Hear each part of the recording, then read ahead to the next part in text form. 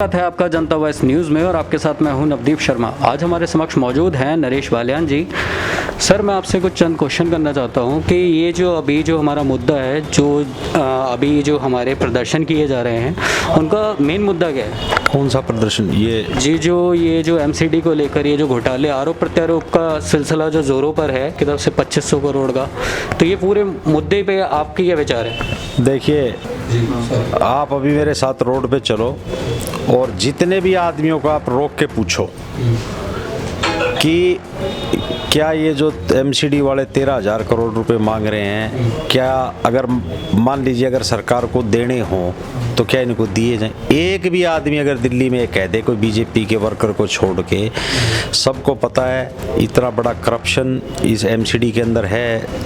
जो दिल्ली सरकार पैसा देती है वो पैसा भ्रष्टाचार की भेंट चढ़ जाता है। फिर ये सफाई कर्मचारियों के नाम पे, डॉक्टरों के नाम पर ये मीडिया में बाइट देते हैं कि हम सैलरी नहीं दे पा रहे हैं। दिल्ली सरकार ने जो भी पैसा इनको देना था, दिल्ली सरकार सारा पैसा इनको दे चुकी है। अब पैसा सारा भ्रष्टाचार के अंदर चला गया, अब सैलरी कहाँ से दे वो? तो अब ये मुद्दा इन्होंने इस तरीके से डाइवर्ट कर दिया। अभी दिल्ली में एक पार्षद इनका गिरफ्तार हुआ है 10 लाख रुपए की रिश्वत लेते हुए, और 10 लाख रुपए की अगर सीबीआई ढंग से जांच करे, मेयर से लेकर काउंसलर तक, स्टैंडिंग कमेटी के चेयरमैन से लेकर किसी भी डिपार्टमेंट का कोई अधिकारी और कोई काउंसलर नहीं बचेगा, गारंटी के साथ कह सकता हूँ कि सारे के सारे जेल के अंदर जाएंगे। अभी हमने मांग की दिल्ली विधानसभा के अंदर कि इस सारे घोटाले की जाँच सीबीआई से होनी चाहिए। अगर ये साफ हैं, इन्होंने कुछ गलत काम नहीं किया, तो इन लोगों को समर्थन करना चाहिए था हमारा कि भाई सीबीआई जांच हो।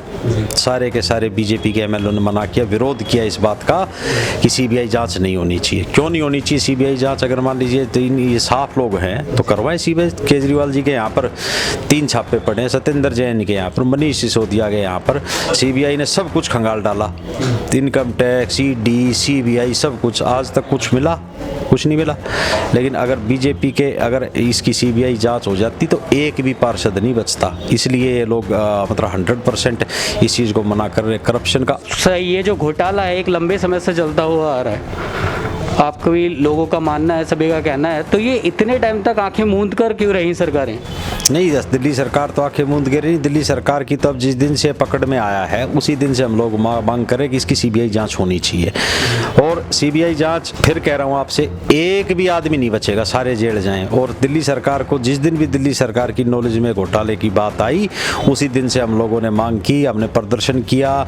एलजी साहब से मिलने के लिए गए तो एलजी साहब के वहाँ मिलने नहीं दिया गया। अमित शाह जी से मिलने के लिए जा रहे थे, टाइम लिया था कि इसकी सीबीआई जांच करी जाए, तो अमित शाह के घर नहीं जाने दिया, ऑफिस नहीं जाने दिया, पहले ही हमारे सब विधायकों को अरेस्ट कर लिया। तो ये जो तरीका दिल्ली के लोग देख रहे हैं इस चीज़ को, बहुत अच्छी तरीके से समझे। मैं कह रहा हूँ एक सिंगल आदमी भी बाहर चलो अगर ये कहे कि करप्शन कॉरपोरेशन में करप्शन है या नहीं है। और सर, आगामी ये जो अभी इनके जो आगे कृषि बिल है उसको लेकर भी किसान डटे हुए हैं और आप पार्टी उनका समर्थन कर रही है, फिर भी सरकार जो है उन पे मतलब कोई विचार नहीं कर रही है। उसको मतलब कभी उनका क्या लग रहा है कि इसमें संशोधन ही संभव है या इसको निरस्त ही करना चाहिए? देखिए, निरस्त तो हो ना हो ये तो पता नहीं, लेकिन इसके अंदर जो 3-4 बड़ी मांगे हैं किसानों की, एमएसपी की हैं, गारंटी है, तो ये चीज़ें तो सरकार को माननी पड़ेगी। इतने सारे लोग, लाखों की संख्या में लोग अपने घर परिवार छोड़ के इतनी ठंड में बॉर्डरों के ऊपर बैठे हुए हैं, और सरकार का क्या कहना है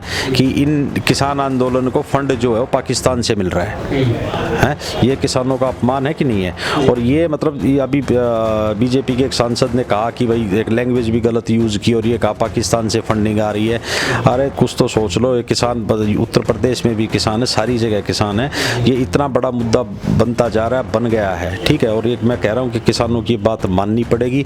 मोदी साहब एक बात कहते हैं कि मैं तो जिस दिन से मुख्यमंत्री से लेकर आज प्रधानमंत्री तक मैंने जो चीज़, इतना घमंड है उनको कि उन्होंने जो चीज़ कर दी वो ठीक है और उसको ठीक मान रहे, लेकिन ये ठीक नहीं है। गरीब लोग मर जाएंगे। एक ये किसान बिल आने से पहले अडानी और अंबानी साहब ने हरियाणा में ज़मीनें परचेज की, ठीक है। मध्य प्रदेश में ज़मीनें 1000 एकड़ के 500 एकड़ के इन लोगों ने वेयर हाउस बना दिए, अपनी स्पेशल ट्रेनें चलवा दी उस वेयर हाउसों तक। तो ये बिल तो मतलब जनता के सामने तो अब आया है। ये तो इनके पहले बिल इनके पास भेजा गया कि आप कंफर्टेबल पागल हो, अडानी साहब, अंबानी साहब ये इस तरीके से बिल बना रहे हैं। उन लोगों ने ज़मीनें खरीदी, वेयर हाउस कर दिया और बिल को तो 6 महीने के बाद लेके आए हैं। तो ये सारी मिली भगत है देश को बेचने का। सर आरोप ये भी लगाए जा रहे हैं कि ये जो अभी जो किसान जो वहाँ पे जुटे हुए हैं सिर्फ आड़ती हैं, ये जो आड़तियों को उनसे फ़ायदा होना है, तो ये क्या इसमें क्या सच है और कितना झूठ है? आड़ती कितने होंगे पूरे हरियाणा और पंजाब में? 500, 700, 1000, 1500, ठीक है।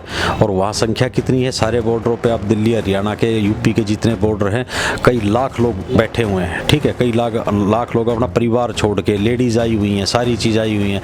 उनको ये पता है अगर MSP नहीं हुआ, अगर MSP तय नहीं हुआ तो ये गरीब लोग मर जाएंगे। अच्छा, क्या कह रहे हैं उसके अंदर कि अगर जी मान लीजिए MSP नहीं होता तो उसकी आप जो अपील जो है वो SDM और DM से करो। अरे कोई 1 एकड़ का किसान है, कोई 2 एकड़ का किसान है, उसको SDM और DM के दफ्तर के बाहर उसका संतरी नहीं घुसने देगा। अपील कहाँ से होगी उस चीज़ की?